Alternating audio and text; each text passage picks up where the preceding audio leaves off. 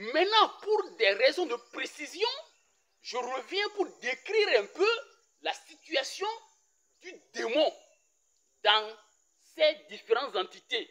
J'ai parlé de 3 entités. L'entité Kidiou Emmanuel, c'est un contexte où on pense en tant que démarcheur pouvoir manipuler des gens et s'enrichir sur le dos des gens. Mais malheureusement, ils ont rencontré un certain Haïti qui n'est pas si facilement manipulable. Tout le problème est là. Et nous l'avons réglé relativement à la gendarmerie au commissariat de Agouenivé. Et je dis, c'est une dame qui a tenu ce dossier et je lui jette des fleurs parce que, en tout cas relativement, elle a été lucide. Et le problème a été géré jusqu'à un niveau donné, ça allait continuer.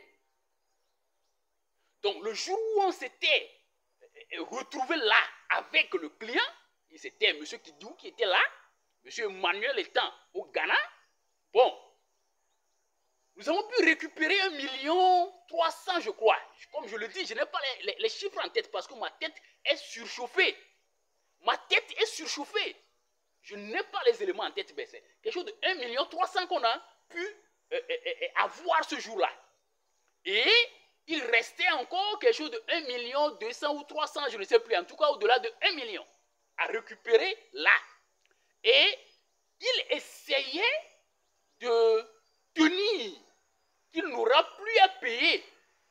Or, ce qui restait, c'était quoi? C'était les frais de transport.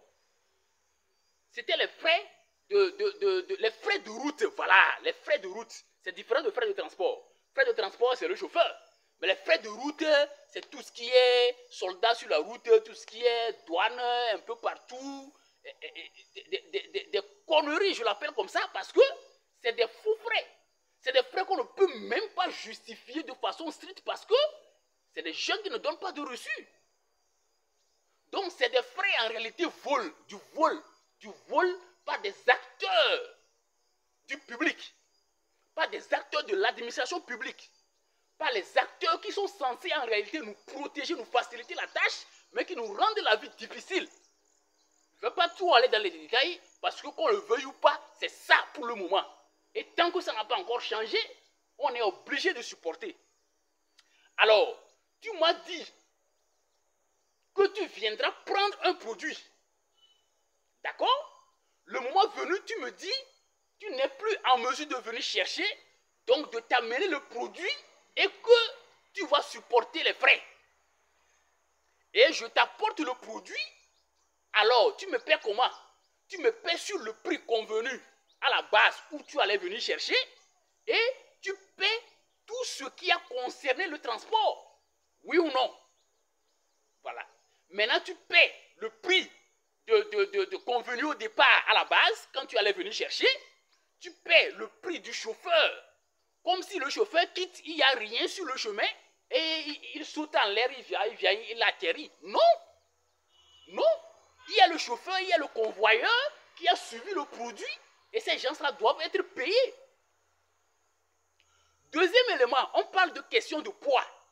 Vous nous dites que nos camions vont aller sur le pont bascule. Le moment venu, on se rend compte qu'il n'y a pas de pont bascule là-bas.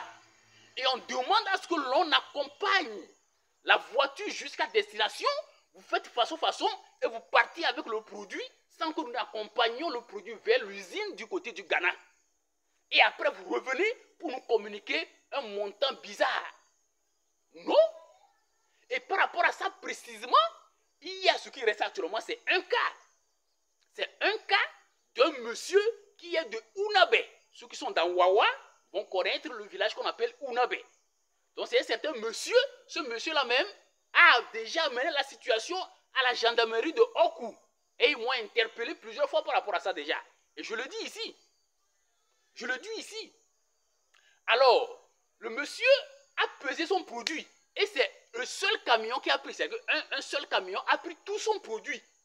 Donc là, on est sûr qu'il n'y a pas de mélange de produits. lui maintenant par rapport à ceux chez qui il a pris le produit pour avoir cette quantité-là, il viendra gérer avec eux, il n'y a pas de problème. Mais ce qu'on a pris chez lui, c'est un seul camion qui a pris. Et c'est ce même camion qui est allé décharger dans le camion de Ghana.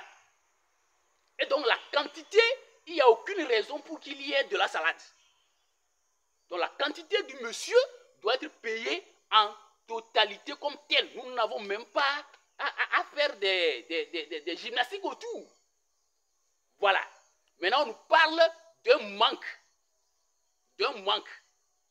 Alors, du fait qu'ils n'ont pas permis à ce qu'on aille à l'usine pour voir de nos yeux, nous tenons à ce qu'ils nous payent le poids communiqué par le producteur ou le fournisseur, l'intermédiaire, le collecteur, à la base. Donc, c'est cette différence-là, plus les frais de route qui constituent ce qui reste actuellement. Donc, je ne vois pas au nom de quoi il va dire qu'il ne va pas payer cela. Maintenant, j'ai dit que déjà, on a récupéré une partie grâce à cette dame-là. Quand j'étais retourné à la gendarmerie pour la suite, je n'ai pas retrouvé la dame, j'ai retrouvé un autre soldat qui me dit, ah voilà, c'est le monsieur là qui était arrivé ici la dernière fois et tout, on l'a aidé à récupérer 1 million et quelques, et il n'a donné que 5 000 francs à la dame. Je ne sais pas si c'est la dame elle-même qui s'est plainte plus tard, et le monsieur a transporté ça sur lui, sa tête, ou bien c'est le monsieur qui trouve que c'est normal. Ça veut dire que si c'était lui, si c'était à lui qu'on tendait les 5 000, il aurait pu nous gifler. Mais les forces de sécurité sont là pour nous aider ou bien pour nous enfoncer. On est en difficulté, on est en train de pousser, on quitte Wawa jusqu'à Lomé pour la résolution. Comment est-ce qu'on s'est déplacé? Notre logement, notre manger, tout ça là, on n'a pas encore demandé à ce que l'on nous rembourse tout ça. Le fonds, on n'a eu que pratiquement la moitié. Et il reste le reste. Il faut aller payer certains producteurs, régler certains problèmes et revenir. Et on donne 5 000 pour dire merci. Du moins, c'est pour les frais de communication. Bon, ça peut compenser quelque chose un peu. Un geste de reconnaissance. Et on trouve que ce n'est pas assez. Et donc, ce monsieur nous dit, voilà, pour la suite, il faut qu'on se réfère à la justice. Est-ce que vous voyez? Et ce que c'est que la justice, ici au pays, on le sait un peu. Je ne le savais pas trop, mais c'est dans cette affaire que je le sais. Parce qu'à l'heure actuelle même, les demandes de justice nous sont bloquées pour raison de fond. Pour raison de fond.